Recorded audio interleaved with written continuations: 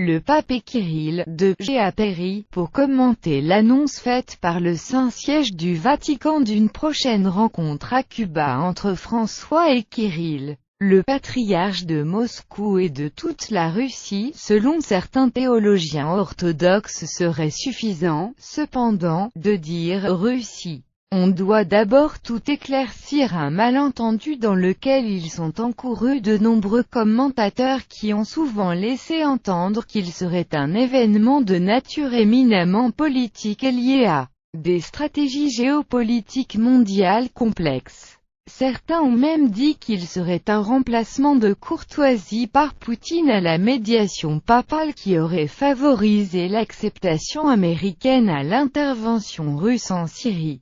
Non pas que la réunion annoncée n'ait pas d'incidence politique incontestable, directe et indirecte. Et certainement il ne faut pas oublier que les deux personnages qui vont se rencontrer à la Havane sont à la tête d'organisations ecclésiastiques, bien que très différents, lesquels ont aussi une forte propension à jouer un rôle politique et religieux, mais comprendre les choses signifie d'être en mesure de les distinguer et de les appeler pour ce qu'ils sont. Et la réunion de Cuba sera avant tout une rencontre religieuse de deux autorités spirituelles, tout en répondant à des motivations de caractère éminemment religieux et ecclésiastique. Bien que beaucoup continuent à croire à une césaropapisme orthodoxe, il faut dire que, dès le VIe siècle, l'empereur byzantin se déclare « serviteur ». Le fils de la Sainte Église, et a assumé l'obligation de maintenir l'unité de la foi. Ainsi, l'Église orthodoxe russe est l'héritier d'une autre et plus efficace notion byzantine,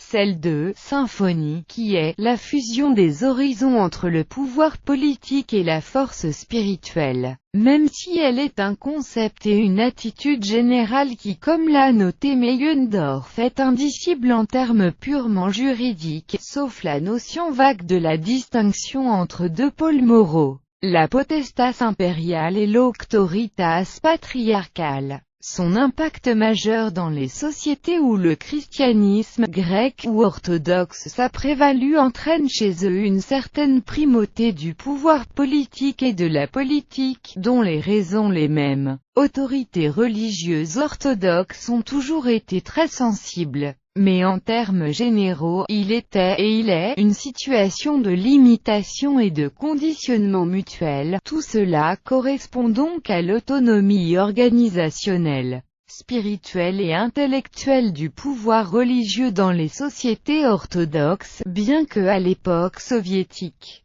tout a été réduit à un minimum et le KGB a largement infiltré les structures ecclésiastiques russes, et aujourd'hui encore.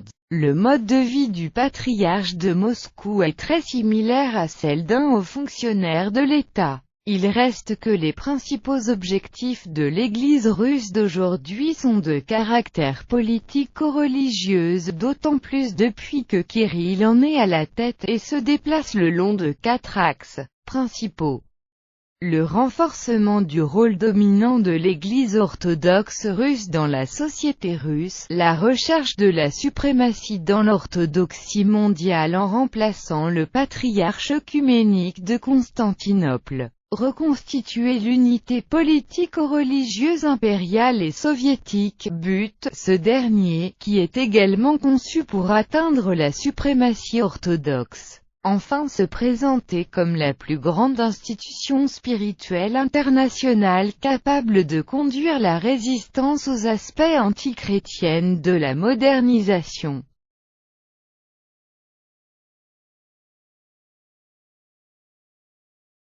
Le premier objectif a déjà été atteint à la fin de l'ère Yeltsin. Lorsque la loi de 1997 sur les organisations religieuses avait redonné à l'Église orthodoxe une primauté juridique et avait interposé des obstacles importants à la propagation du protestantisme et du catholicisme en Russie. Après son élection en 2009, Kirill avait ensuite élaboré la doctrine du Rousski Mir, monde russe, qui est l'unité religieuse indissoluble entre la Russie, l'Ukraine, la Biélorussie et la Moldavie. Il est une doctrine agressive et intolérante de l'autocéphalie et des aspirations à l'indépendance culturelle de ces terres. Une doctrine qui a la responsabilité d'avoir créé le socle politique sur lequel il s'est engagé en 2014, la guerre dans l'est de l'Ukraine. Mais il est aussi une doctrine qui sert à garantir la Église russe un rôle prédominant dans le monde orthodoxe, en termes de nombre de fidèles, de centres d'organisation religieuse,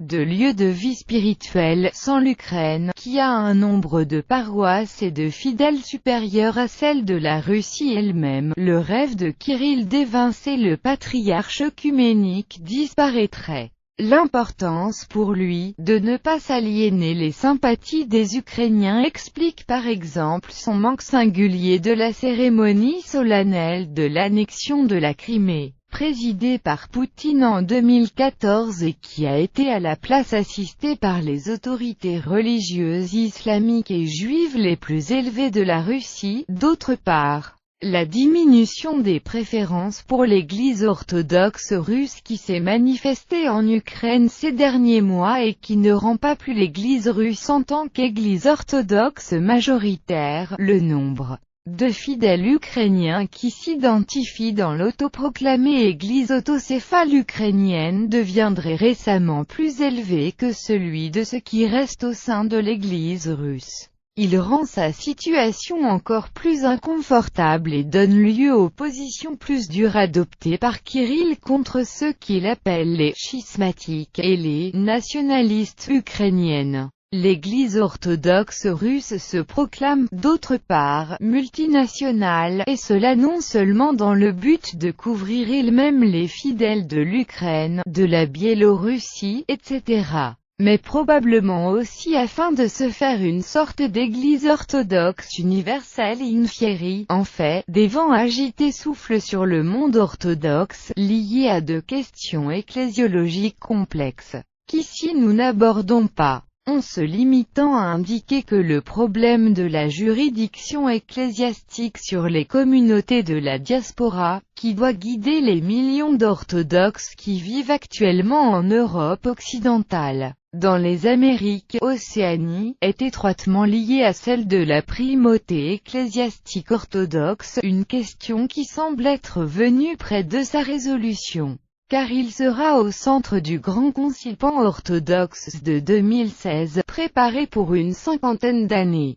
Et ce sera la première dans l'histoire. Les 7 conciles du premier millénaire reconnus par les églises orthodoxes a eu lieu avant la séparation entre catholiques et orthodoxes. Le rencontre de Cuba, par conséquent, est à voir dans le cadre des stratégies préconciliaires de Kirill, qui est à la recherche d'une approbation d'autorité œcuménique par François. Pour l'obtenir, Kirill fait un recul important. Ce fut lui qui a refusé d'inviter le pape en Russie, accusant les catholiques de prosélytisme, d'annexion contre le territoire canonique de l'Église russe, après la création de diocèses catholiques en Russie par Jean-Paul II, et surtout du soutien aux gréco-catholiques, voire les uniates, qui sont des fidèles au rite orthodoxe mais qui ont reconnu en 1596 la primauté du pape.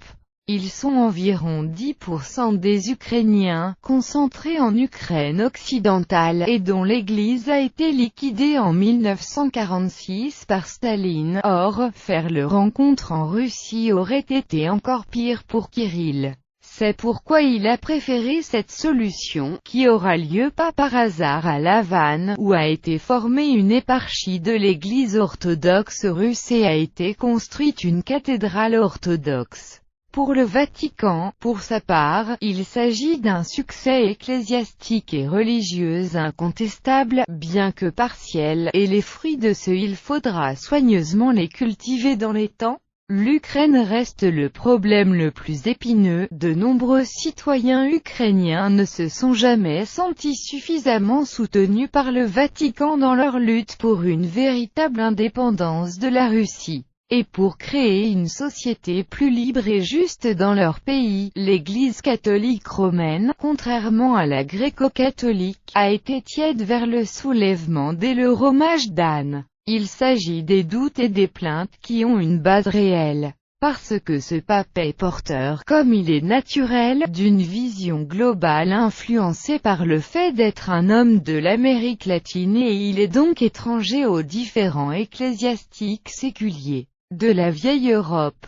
Tout en étant très proche des gréco-catholiques argentins, il a récemment laissé entendre qu'il considère l'uniatisme une erreur historique. Puis il n'est pas toujours aligné sur les intérêts politiques de l'Amérique du Nord et il semble être en faveur d'une tendance multipolaire. Je voudrais ajouter que son style relationnel, tandis explicite et parfois perturbateur dans les affaires intérieures de l'Église catholique, dans les affaires internationaux il semble être un peu trop diplomatique et souterraine, avec un manque de la clarté prophétique qui était typique de Jean-Paul II, peut-être à la suite de accidents médias répétés qui sont enlacés Benoît XVI au cours de son pontificat. Nous ne savons pas quel sera le contenu de l'entretien cubain, de même, nous ne connaissons pas le résultat du Grand Concile pan-orthodoxe. Si je devais hasarder des prédictions, je dirais que dans le premier cas, car il est un événement purement symbolique malgré son importance, les faits donneront raison au primate grec-orthodoxe ukrainienne qui a dit ces jours